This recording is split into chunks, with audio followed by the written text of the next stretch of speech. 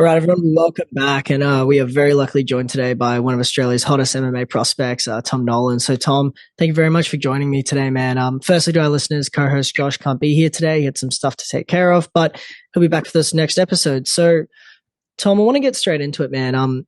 You know, one thing that I think is so unique about mixed martial arts is every fighter really is different. And I wanted to know, are you someone that sort of more feels a bit of the nerves for the fight when you're far out from the date, you haven't really started camp completely and really put in that work? Or do you more sort of feel the nerves as you get closer to the fight, like fight week or the night of? Um, I kind of feel both, to be honest. If I get a fight booked straight away, I want to be in the gym straight away. Mm. But also, yeah, as the fight gets closer, I do get a little bit more nervous. But I'm pretty good at controlling the way I feel. I've done a lot of mindset training, a lot of meditation, coaching, and stuff like that. So, yeah, I'm quite good at keeping my emotions under control. For sure. Well, look, maybe some news that might have been hard to keep your emotions under control was signing with Ruby Sports, which is a huge deal. And I have to know, what was sort of the feeling of that initial signing like? With such a high profile sports agency that is based in the US and they have some connections with the UFC. Was that sort of really gratifying for you in your career to get that signing done? Yeah, I remember I was actually at TAFE because I was a plumber a couple of years ago. Mm. I was at TAFE when I got that message, and I thought, oh, I'm in the wrong place. I've got to stop doing this, and I've got to get back to full time training. And COVID was over by this point, so I thought, yeah, this is time to start transitioning back into full time. So, yeah, it was awesome getting that message, and they've been nothing but great. They've been awesome to work with. Yeah. So just touching on that, because you said you were a plumber a few years ago, and obviously during COVID, when the sort of main COVID wave hit and Australia was kind of locked down, were you considering other options for a career at that point? Was sort of MMA something that was, you were thinking of putting on the back burner, because obviously at the time we had no idea how long this was going to last, especially here. No, I knew I was still going to fight. I went back to plumbing just because my brother he owns the business, so I went back under him so I could train with a guy who we pretty much trained all the way through COVID. Yeah. So that was my purpose behind that. I wanted to save a bit of money and get back to training with, like, he had a bit of a home setup, so we just trained there for a while. Yeah. But the whole time I knew, like, I would never ever once thought to myself, like, second options. You know what I mean? I've always, Yeah. yeah. Put all your eggs in this basket. No, for sure. Well, look, man, David Martinez is going to be defending his lightweight title on the same card as you. And, I wanted to know, when would you like that shot at the title? And, are there particular areas where you feel that you can really excel in that fight? Well, actually, funny enough, like you said before, Ruby Sports and Entertainment is the one of the leading in the world, and they've actually organised a pretty good thing for me after this fight. So I won't say too much, but I don't think it would be necessary for me to fight for the belt. I think I'll be moving on to something a bit bigger and better, hopefully. If not, though, if for some reason that doesn't happen, then definitely, yeah, I want that title shot next. I deserve that. I feel like this fight should have been the title fight. So yeah, whoever wins, I've got game plans for both those guys. But yeah, best of luck to both of them. For sure. And, I know that Will will be really excited when you can release that news. But look, man, a bit of a different question that I have for you. Do you think that there's sort of a fundamental difference between a martial artist and a fighter? Or do you think they're kind of tied together? So, to give you an example, Mike Perry in the UFC, or when he was in the UFC, he was more known as a fighter.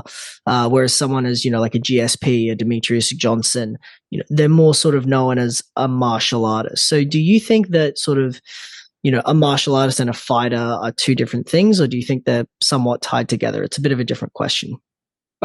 Yeah, I get what you're saying. I do think that they are different things. I've over my years of training, I've come across some pretty special athletes in the room, but can't tie it together on fight night. Some of them couldn't even get to fight night, and then other people, it's like not amazing in the gym, but yeah, on fight night they just put it together. I think the best people have a mixture of all of it, right? Like you got to have athleticism and you got to have the want to hurt someone. I think, but yeah, I definitely think they're two separate things.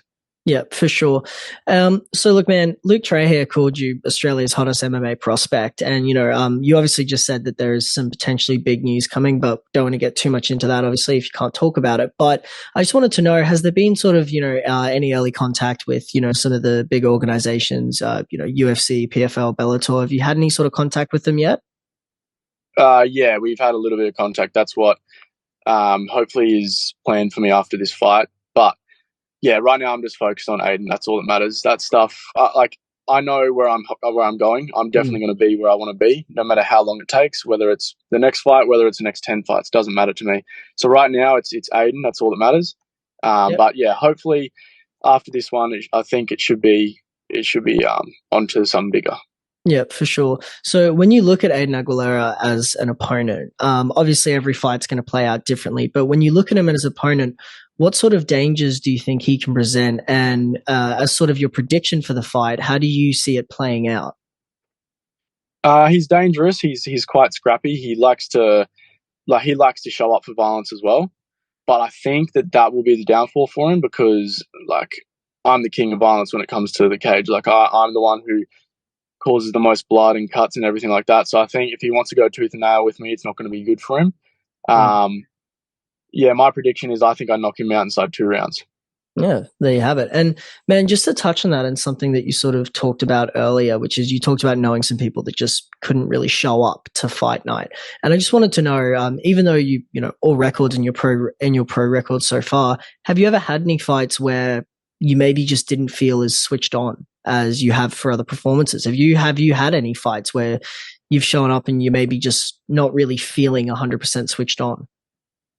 Yeah, I think that's what your amateur career is for, right? To figure out when you're at that point. I think up until the Mitch Bayless fight, I never showed 100% of what I thought I could. I always left thinking, like maybe there was more. Mm. So my last amateur fight was Mitch Bayless. That fight, I feel like I let it loose, and that's when I decided, yeah, I've got to go pro now. Like I've found that point in my career where like there's no nerves anymore. This is what I love to do, and ever since it's just been, yeah, it's been awesome.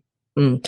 And you kind of talked about it earlier how, you've done a lot of sort of training around, mindsets and the sort of more mental approach to the game. I was just wondering if you can talk a little bit about that. Was it mainly to do with sort of, having that just sort of really set confidence that you're going to win, you're going to smash through your opponent? Or what was sort of some of the things that you felt you needed to work on? It wasn't that I felt that I needed to work on it. It was through connections. I had a guy want to sponsor me, and he was a hypnosis worker. So I thought, all right, let's try it. Let's see what this is about. I've always been confident going into my fights, but I do feel like it really helped me, and it's given me a lot of tools to sort of keep under control any emotions that you don't want at that time. You know what I mean? But yeah, I've never thought, oh, I need to reach out to someone to Mm. get my emotions. I'm pretty good at keeping myself under control. No, for sure. And look, man, final question from us. We don't want to keep you too long. We know you got obviously a very busy week this week, and we really appreciate you giving us some time. But I was just wondering if you could speak to the impact that your coaches and your teammates have had on your development as a martial artist and how much sort of their support in the gym means to you heading into your fights. Yeah, it's awesome. I'm training at a Team Compton at the moment.